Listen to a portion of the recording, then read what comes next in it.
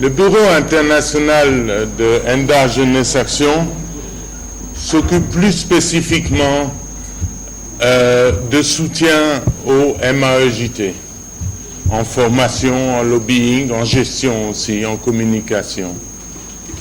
Mais si on regarde ce MAEJT au départ, l'histoire de cette MAEJT, c'est l'histoire d'un mouvement qui se fonde sur des droits et qui dit « nous allons lutter contre l'exploitation de notre travail ».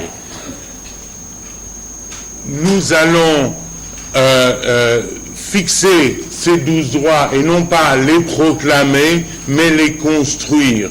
Et en construisant ces droits, nous allons améliorer nos conditions de travail.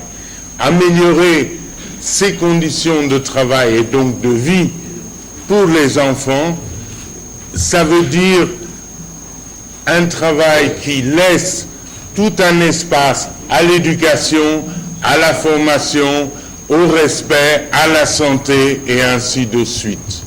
C'est-à-dire qu'il a posé depuis 1994 dans les conditions réelles de l'Afrique. À l'époque, c'était l'Afrique de l'Ouest. Maintenant, c'est 27 pays d'Afrique. C'est 340 villes.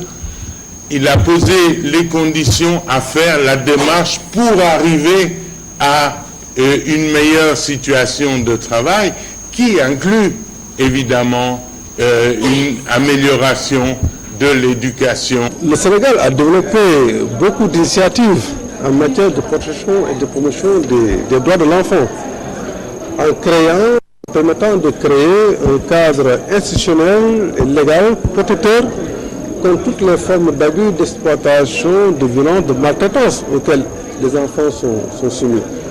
Nous avons constaté aujourd'hui que beaucoup de violations des droits de l'enfant sont enregistrées tous les jours. Des enfants continuent encore à travailler. On note 2 400 000 enfants aujourd'hui au Sénégal qui sont économiquement actifs. Et dans ce nombre, 500 000 enfants sont pris dans les petites formes de travail des enfants, y compris le travail domestique précoce des jeunes filles. L'exploitation par la mendicité. Les enfants pullulent de jour en jour et en nombre dans les rues de Dakar. C'est une initiative que ENDA a développée et qui s'appuie, n'est-ce pas, sur des actions communautaires pour permettre une prise en charge locale des préoccupations de l'enfant. C'est une initiative qui anticipe sur la stratégie nationale de protection de l'enfant qui devrait être validée très prochainement à l'occasion d'un conseil interministériel que Madame le Premier ministre va présider et qui devrait permettre de mettre en place des outils en matière de schéma intégré de prise en charge des enfants, mais également en matière de validation de standards minimaux de prise en charge de l'enfant.